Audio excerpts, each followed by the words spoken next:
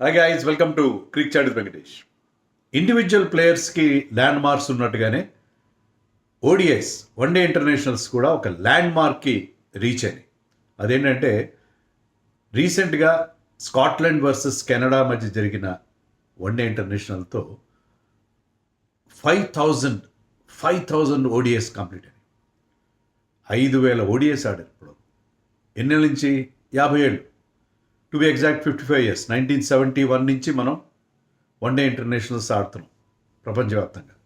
So ఈ 55 ఏళ్లలో 5,000 ODIs ఆడారు. అంటే ఈ ఫార్మాట్ ఎంత బాగా క్లిక్ అయింది, ఎంత బాగా క్యాచప్ అయింది అనే దానికి అదే నిదర్శనం. ఇప్పుడు ఓడిఐస్ మీద చాలా చర్చ జరుగుతుంది, చాలా మార్పులు తేవాలని చెప్పి. యాక్చువల్గా ఈ ఓడిఐ ఫార్మాట్ అనేది, వన్డే ఇంటర్నేషనల్ ఫార్మాట్ అనేది చాలా ఎవాల్వ్ అయింది. ఎన్నో మార్పులు వచ్చినాయి 50 ఏళ్ళు. I been witness for all those changes. So ఆ మార్పుల గురించి చాలా ఫ్యాసినేటింగ్ ఉంటాయి. అవన్నీ మనం మాట్లాడదాం. ఒకప్పుడు రెడ్ బాల్తో ఆడేవారు, తర్వాత వైట్ బాల్ వచ్చింది. వైట్ మామూలుగా టెస్ట్లో ఆడినట్టుగానే వైట్ క్లోతింగ్తో ఆడేవారు. తర్వాత కలర్డ్ క్లోతింగ్ వచ్చింది. రెయిన్ రూల్ మారింది. ఫీల్డ్ రెస్ట్రిక్షన్స్ ఇంట్రడ్యూస్ అయినాయి. టైడ్ గేమ్స్కి రూల్స్ మారినాయి. ఇలా రకరకాలుగా మార్పులు. యాక్చువల్గా స్టార్ట్ అయింది 60 ఓవర్లతో స్టార్ట్ అయ్యి తర్వాత 50 ఓవర్లకి అయింది. ఇప్పుడు 40 ఓవర్ల గురించి మాట్లాడుతున్నాం. 40 ఓవర్లు రెస్ట్రిక్ట్ చేయాలి.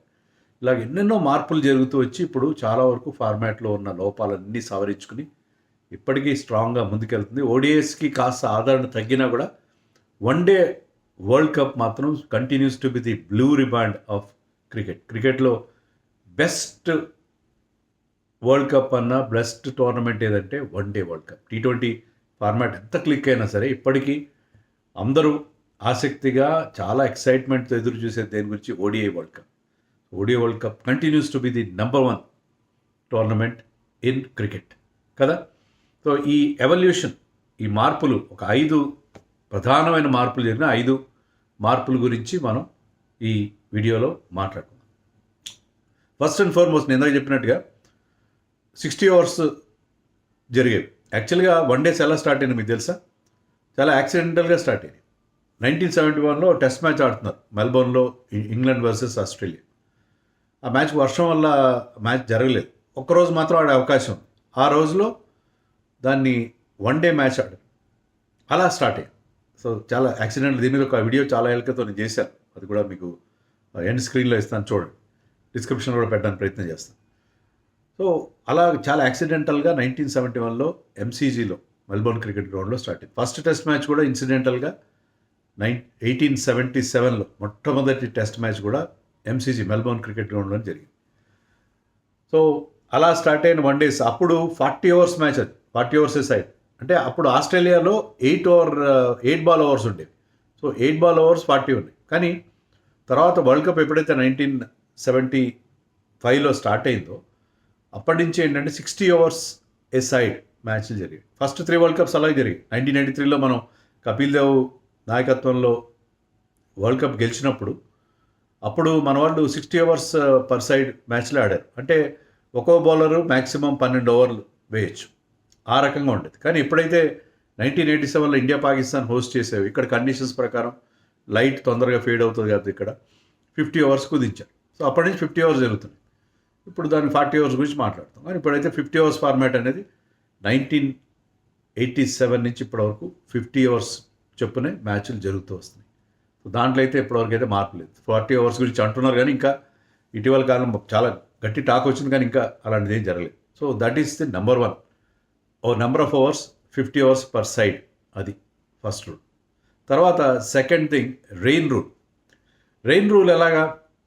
దీని గురించి రకరకాల క్యాల్కులేషన్స్ ఉండే. మొదట్లో మోస్ట్ ప్రొడక్టివ్ ఓవర్స్ అని అలా చేసేవారు. చాలా గందరగోళంగా ఉండేది. దాంట్లో ఏ టీం హ్యాపీగా ఉండేది కదా. ఒక టీం మొత్తం 50 ఓవర్లు ఆడితే ఇంకో టీం 20 ఓవర్లు ఆడతారు.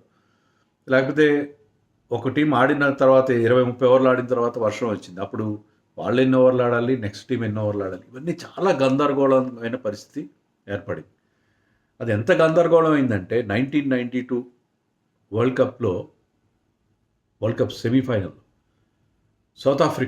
సౌత్ ఆఫ్రికాకి ఒక స్టేజ్లో ఈ మోస్ట్ ప్రొడక్టివ్ ఓవర్స్ ఆ లెక్కలో చూస్తే 1 బాల్కి 22 రన్స్ చేయాల్సి వచ్చింది.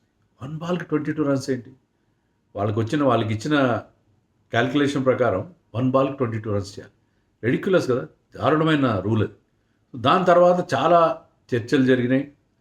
ఆఖరికి 1997లో డక్వర్త్ లూయిస్ మెథడ్ అనేది, డక్వర్త్ లూయిస్ అంటే వాళ్ళిద్దరు పర్సన్స్ పేర్లు, డక్వర్త్ ఒకడు లూయిస్ ఒకడు, అది ఇంట్రడ్యూస్ అయింది. 1997లో ఫస్ట్ టైం ఆ పద్ధతి యూజ్ చేశారు. 1999 నుంచి దాన్ని ఐసీసీ కంపల్సరీ చేసింది. తర్వాత అది డిఎల్ఎస్గా మారింది, Duckworth Lewis stern method. Stern అని ఇంకో స్టాటిస్టిషియన్ కూడా యాడ్ అయ్యాడు. సో చాలా కాంప్లికేటెడ్గా ఉంటుంది. అంటే అన్నీ కంప్యూటర్లో ఫీడ్ చేసి పెడతారు. ఇన్ని ఓవర్లు మొదటి టీం ఆడితే తర్వాత టీం ఇన్ని ఓవర్లు ఆడాలి, వాళ్ళ టార్గెట్ ఇలా ఉంటుంది. ఆ రెయిన్ రూల్ అనేది రకరకాలుగా మారుతూ వచ్చి డిఎల్ఎస్ ఇప్పటికీ కంటిన్యూ అవుతున్నాం. డిఎల్ఎస్ ఇప్పటికీ కంటిన్యూ అవుతుంది. ఇప్పటికీ డిఎల్ఎస్ మీద కొంతమందికి అభ్యంతరాలు ఉన్నా సరే, ఇప్పటివరకు ఉన్న వాటిలో this is the best. So DLS rule ఇప్పుడు డిఎల్ఎస్ మెథడ్ కానీ మన రెయిన్ రూల్ ఇప్పటికీ కంటిన్యూ అవుతుంది. That is number 2. Number 3 the ball కూడా మొదట్లో రెడ్ బాల్తోనే ఆడేవారు, వైట్ క్లోతింగ్తో ఆడేవారు, టెస్ట్ మ్యాచ్లు లాగానే ఆడేవారు. మీకు కలర్డ్ క్లోతింగ్ ఎప్పుడైనా 1992 ఆస్ట్రేలియాలో జరిగినప్పుడు అప్పుడు మాకు చాలా హ్యాపీ అనిపించింది. ఆస్ట్రేలియాలో టెలికాస్ట్ కూడా బాగుంటుంది, ఛానల్ 9 టెలికాస్ట్ బాగుంటుంది. ఎవరైనా బ్యాట్స్మెన్ అయితే ఒక డక్ వెళ్తున్నట్టు చూపించేవారు. అలా ఆస్ట్రేలియాలో అంతకుముందు ట్రై సిరీస్ జరిగినా వాడు చూడడానికి మేము చాలా ఇష్టపడేవాళ్ళం. ఎందుకంటే ఆస్ట్రేలియాలో టెలికాస్ట్ చాలా బాగుంటుంది. ఛానల్ 9 వాళ్ళు అప్పట్లో 9-10 కెమెరాలు వాడతారంటే, 9-10 యాంగిల్స్ చూపిస్తారంట అని చెప్పి మేము చాలా హ్యాపీగా చూసేవాళ్ళం. సో అప్పుడు కలర్డ్ క్లోతింగ్తో 1992 నుంచి రంగులమయం చేశారు. ఒక రంగుల కలగా మారింది వన్డే వరల్డ్ కప్ 1990. అప్పటి నుంచి ఏంటంటే వైట్ బాల్ యూజ్ చేశారు. కానీ వైట్ బాల్ అప్పటి నుంచి కంటిన్యూ చేశారు 2000 వరకు కూడా. ఐ థింక్ 2000 వరకు కూడా రెడ్ బాల్తో మ్యాచ్లు జరిగాయి, డే మ్యాచ్లు కూడా రెడ్ బాల్తో జరిగాయి. కానీ 2000 తర్వాత మీరు డేలో ఆడినా నైట్లో ఆడినా కూడా మీరు వైట్ బాల్తో ఆడాలి, కలర్డ్ క్లోతింగ్తోనే ఆడాలి అనే రూల్ వచ్చేసింది. సో 2000 నుంచి we have been using only white ball అది కూడా ఏ బాల్ యూజ్ చేస్తున్నాం, బాల్ని కూడా స్టాండర్డైజ్ చేశారు. బాల్ కూడా ఏంటంటే 2003 నుంచి కూకబురా, ఆస్ట్రేలియా తయారు కూకబురా బాల్ మాత్రమే యూజ్ చేస్తున్నారు. అది మనకు తెలుసు కదా. ఇప్పుడు టెస్ట్ మ్యాచ్ ఇండియాలో జరిగితే ఎస్జీ బాల్ వాడతారు, ఇంగ్లాండ్లో జరిగితే మీకు డ్యూక్స్ బాల్ వాడతారు, ఆస్ట్రేలియాలో కూకబురా వాడతారు. అలా డిఫరెంట్ కంట్రీస్లో డిఫరెంట్ బాల్స్ వాడతారు. కానీ వన్డే ఇంటర్నేషనల్స్ మాత్రం వైట్ బాల్ క్రికెట్ మాత్రం ఎక్కడ జరిగినా 2003 నుంచి దాన్ని స్టాండర్డైజ్ చేశారు. కూకబురా బాల్ మాత్రం వాడాలి. అయితే ఏ కంపెనీ బాల్ అయినా, కూకబురా అయినా మరే కంపెనీ అయినా కూడా 50 అవర్స్ పాటు ఆ బాల్ని, ఆ వైట్ బాల్ని ఆ రంగు పోవడం మాసిపోతుంది. మాసిపోయి సైటింగ్ బ్యాట్స్మెన్కి బాల్ సరిగ్గా, ఫీల్డర్స్ కూడా సరిగ్గా కనబడదు. ఎందుకంటే గ్రౌండ్లో అది మాసిపోతుంది, వైట్ కలర్ తొందరగా మాసిపోతుంది కదా. దానివల్ల ఏంటంటే 2011లో 2 balls from each end, 2 ends నుంచి, అంటే ఒక్కొక్క బాల్ 25 అవర్స్ మాత్రం ఇచ్చేస్తారు. దానివల్ల ఏమైందంటే రివర్స్ స్వింగ్ లేకపోవడం, బాల్ బ్యాట్స్మెన్కి చాలా అడ్వాంటేజ్ అయిపోవడం. అంటే హార్డ్గానే ఉంటుంది న్యూ బాల్, ఆ బాల్ 25 అవర్స్ తర్వాత హార్డ్గా ఉంటుంది, బౌలర్స్కి ఎలాంటి హెల్ప్ లేకుండా అయింది. అందుకని 2025 లాస్ట్ ఇయర్ రూల్ మార్చారు. అదేంటంటే 34 ఓవర్స్ వరకు 2 balls యూజ్ చేస్తారు. 35th ఓవర్ నుంచి ఆ 2 balls ఏ బాల్ కావాలని ఫీల్డింగ్ సైడ్ డిసైడ్ చేస్తారు. బౌలింగ్ సైడ్ ఏంటంటే కాస్త మాసిపోయిన బాల్ అయినా లేకపోతే బాగా మెత్తబడిన బాల్ యూజ్ చేసి బౌలర్స్ రివర్స్ స్వింగ్ అయినా అవుతుంది, బ్యాట్స్మెన్కి స్ట్రోక్ మేకింగ్ అంతగా ఈజీగా లేని బాల్ వాడే ఒక చిన్న మెరుగైన ఫెసిలిటీ కల్పించారు. So this is about ball, the number 3 segment.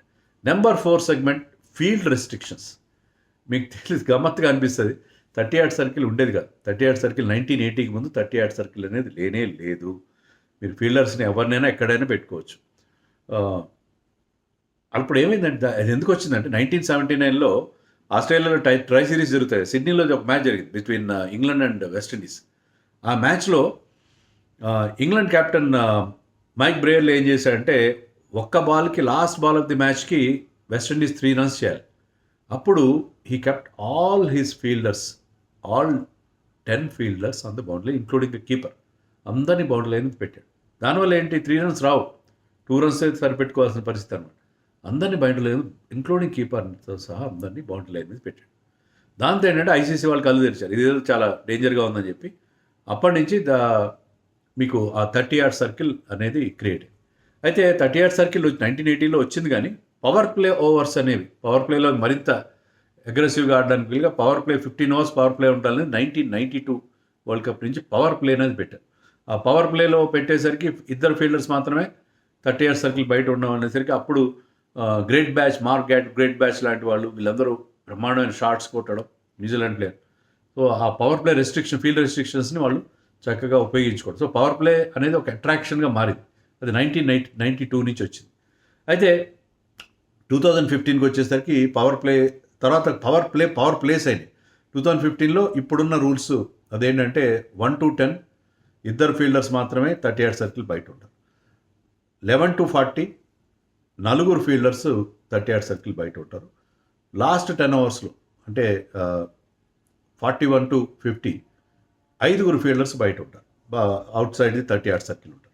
ఇలా రూల్ మార్చారు. అదే రూల్ ఇప్పుడు కంటిన్యూ అవుతుంది. అది రూల్ బాగుంది, ఎందుకంటే లాస్ట్ 10 ఓవర్స్లో కూడా ఒక ఛాలెంజ్ ఉంటుంది, ఎక్స్ట్రా ఫీల్డర్ని బయట పెట్టుకునే అవకాశం ఉంటుంది. సో ఇది ఫీల్డ్ రెస్ట్రిక్షన్స్ విషయంలో జరిగిన మేజర్ చేంజెస్. ఇలా ఎవాల్వ్ అవుతూ వచ్చింది గేమ్. ఇక ఫిఫ్త్ సెగ్మెంట్ ఏంటంటే టైడ్ మ్యాచ్ రూల్స్. ఈ టైడ్ మ్యాచ్ రూల్స్ ఏంటంటే మొదట్లో ఏం చేసేవారు, సింపుల్గా మ్యాచ్ టై అయింది అనుకోండి, టై అయితే ఏ టీం తక్కువ వికెట్స్ కోల్పోయిందో వాళ్ళు విన్నర్గా డిక్లేర్ చేశారు. మరి రెండు టీమ్స్కి సేమ్ వికెట్స్ పడితే ఏంటి పరిస్థితి? వీళ్ళకి 5 వికెట్లు పడి వీళ్ళు 200 కొట్టారు, వాళ్ళు 5 వికెట్లు పడి 200 కొట్టారు. ఇలాంటి ప్రాబ్లమ్స్ రావడంతో అది వదిలేశారు. వదిలేసిన తర్వాత సుపీరియర్ మనం 1999 సెమీఫైనల్, చాలా famous semi-final between Australia and south Africa. దాంట్లో వాళ్ళు లాస్ట్ బాల్కి అలెన్ డొనాల్డ్ రన్అట్ అవ్వడం, క్లూస్నర్, అది మీకు గుర్తుండే ఉంటుంది, విజువల్స్ కూడా మీకు అందరికీ ఇప్పుడు గుర్తుండే పరిస్థితి. దాంట్లో ఏంటంటే అప్పుడు టై అయింది మ్యాచ్, సెమీఫైనల్. అప్పుడు ఏం చేశారు, అంతవరకు టోర్నమెంట్లో ఎవరిది బెటర్ రికార్డ్ ఉంది, పాయింట్స్ టేబుల్లో ఎవరు ముందున్నారు. Australia was having a better record prior to the semifinal. Points టేబుల్లో ఆస్ట్రేలియా ముందుంది కాబట్టి ఆస్ట్రేలియా వెళ్ళింది ఫైనల్కి. సో అది కూడా బాగాలేదని చెప్పి తర్వాత 2011లో సూపర్ ఓవర్ అనేది ఇంట్రడ్యూస్ చేశారు. సూపర్ ఓవర్లో గమ్మత్తు జరిగింది. 2019 world cup final between England and New Zealand. ఆ మ్యాచ్లో ఏంటంటే సూపర్ ఓవర్ కూడా టై అవ్వడంతో బౌండరీ చెక్ అని పెట్టారు. ఏ టీం ఎక్కువ బౌండరీలు కొట్టారో వాళ్ళకి, అది చాలా క్రిటిసిజం వచ్చింది. న్యూజిలాండ్ వాళ్ళకి పెద్ద హార్ట్ బ్రేక్, ఇప్పటికీ వాళ్ళు జీర్ణించుకోలేని ఆ విచిత్రమైన రూల్ అది. దాంట్లో ఏమన్నారంటే బౌండరీ చెక్ ఎందుకు, 10th క్లాస్ మార్క్ షీట్ పెడితే బాగుండేది అని చెప్పి అవిన్ మార్గన్ అండ్ కేన్ విలియమ్సన్లో ఎవరు 10th క్లాస్లో ఎవరికి ఎక్కువ మార్కులు వచ్చాయని పెట్టమని జోకులు కూడా అప్పుడు వచ్చినాయి. సో అది వచ్చింది. కానీ తర్వాత ఏంటంటే సూపర్ ఓవర్లు షుడ్ కంటిన్యూ, మీరు ఇలాంటి బౌండరీ చెక్లు ఏం లేదు, మళ్ళీ మ్యాచ్ ఫలితం తేలే వరకు సూపర్ ఓవర్స్ కంటిన్యూ కావాలని రూల్ పెట్టారు. సూపర్ ఓవర్స్ మ్యాండేటరీ చేశారు. అప్పటి నుంచి అది రూల్ కంటిన్యూ. ఇవి బేసిక్గా ఈ 5 సెగ్మెంట్స్లో చాలా మార్పులకి లోనే ఇప్పుడు మన ప్రజెంట్ ఓడిఐస్ ఉన్నాయి. దీంట్లో కూడా మళ్ళీ మార్పులు రావాలి, 40 ఓవర్స్ రావాలని చెప్పి కోరుకునే వాళ్ళు నేను ముందుంటాను. మీరు కూడా చాలామంది అదే, మన ఛానల్లో చాలామంది అదే ఎక్స్ప్రెస్ చేస్తున్నారు. 40 ఓవర్స్ చేసి ఇంకా మరింత చక్కగా, మరింత కాంపాక్ట్గా తయారవుతుంది ఓడిఐస్ అని నేను అనుకుంటున్నాను. ఇంకొకటి ఆ మధ్యలో ఐ థింక్ 2005-2006లో సూపర్ సబ్ అనే రూల్, మన ఇంపాక్ట్ ప్లేయర్ లాగా ఐపీఎల్లో ఒక రూల్ పెట్టారు. కానీ అది మ్యాచ్కి ముందే సూపర్ సబ్ని డిక్లేర్ చేయాలి. అది ఎందుకు అది క్లిక్ కాలేదు. సూపర్ సబ్ అనే రూల్ ఒకటి తీసుకొచ్చి ఇంకొంచెం దీంట్లో ఒక కలర్ యాడ్ చేద్దాం, కొంచెం అట్రాక్టివ్ చేద్దాం అంటున్నారు. కానీ అది అంతగా కుదరలేదు. దానివల్ల ఆల్రౌండర్స్కి ఇబ్బంది కావడం, దానివల్ల టాస్కి చాలా ఇంపార్టెన్స్ పెరిగిపోవడం, టాస్ గెలిచిన టీంకి అడ్వాంటేజ్ అవ్వడం, ఇలాంటివేవో పరిస్థితులు వచ్చేసరికి సూపర్ సబ్ రూల్ పెట్టిన ఏడాదిలోనే అది దాన్ని వెళ్ళిపోయింది. ఇంకా మార్పులు రావాలి, ఇవాళ అవుతూ వచ్చింది ఇప్పుడు వన్డే క్రికెట్. బట్ మా జనరేషన్ అంటే ఓడిఐ క్రికెట్ని చాలా ప్రేమిస్తూనే ఉన్నాం. మీ అంతా T20s ఇప్పుడు లైక్ చేస్తున్నారు, కానీ వీ ఎంజాయిడ్ వన్డే క్రికెట్. ఎందుకంటే టెస్ట్ మ్యాచ్లు మాకు కొన్నిసార్లు లాంగ్ అనిపించేవి. వన్డే మ్యాచ్లో ఆ ఇన్స్టెంట్ రిజల్ట్స్ రావడం, పెజామా క్రికెట్ అని క్రిటిసైజ్ చేసిన వాళ్ళు ఉన్నారు, అన్నీ ఉన్నారు. కానీ వన్డే క్రికెట్ అంటే ఎంత బాగుంటుంది, వన్డే క్రికెట్లో ఎంత ఎక్సైట్మెంట్ క్రియేట్ అయిందంటే we really enjoyed so many. 1983 world cup కానీ, 1985లో మన వాళ్ళు బెన్సన్ అండ్ హెడ్జెస్ ఆస్ట్రేలియా వెళ్ళి ఆ మినీ వరల్డ్ కప్ గెలిచినప్పుడు కానీ, ఇండియాలో 87 వరల్డ్ కప్ జరిగినప్పుడు I covered that's matches, many matches, India matches అన్ని కవర్ చేశాను నేను. ఫైనల్ కూడా వెళ్ళాను. సో వన్డే క్రికెట్ అనేది క్రికెట్లో కొత్త ఎక్సైట్మెంట్ తీసుకొచ్చింది. క్రికెట్కి మనుగడ ప్రశ్నార్థకంగా మారిన టైంలో, టెస్ట్ మ్యాచ్లో ఆదరణ తగ్గుతున్న టైంలో వన్డే క్రికెట్ వచ్చి క్రికెట్ని బతికించింది యాక్చువల్గా. ఇప్పుడు వన్డే క్రికెట్ మిగతా 2 ఫార్మాట్స్తో పోలిస్తే డేంజర్లో ఉంది. అయినా ఇప్పుడు లేటెస్ట్గా ఒక వార్త మీరు కూడా వినే ఉంటారు, ఈరోజు వచ్చింది. ఈసీబీ, ఇంగ్లాండ్ క్రికెట్ బోర్డు వాళ్ళు ఏం చెప్పారంటే ట్రై సిరీస్లు పెడతాము, ట్రై సిరీస్ కావాలని మీరు అందరూ కోరుకుంటున్నారు, నేను కోరుకుంటున్నాను. కానీ అది ఏంటంటే కొన్ని ఫైనాన్షియల్ రీజన్స్ వల్ల అది వెనకబడ్డాయి. Even Shubman Gill, our India captain, also wanted expressed his favour his intention for tri series matches. So tri సిరీస్లు కూడా త్వరలోనే రెజ్యూమ్ అవుతున్నాయి. మళ్ళీ ట్రై సిరీస్లు ఇప్పుడు ఆస్ట్రేలియాలో మనం చాలా ఎంజాయ్ చేసేవాళ్ళం, ఇండియాలో జరిగేవి, షార్జాలో జరిగేవి. సో ట్రై సిరీస్లు కూడా వస్తున్నాయి. One day cricket should continue, one day cricket should be there. And ఈ format I think is better than T20s అని నేను అనుకుంటున్నాను. మరి మీరేమనుకుంటున్నారో కామెంట్స్లో చెప్పండి.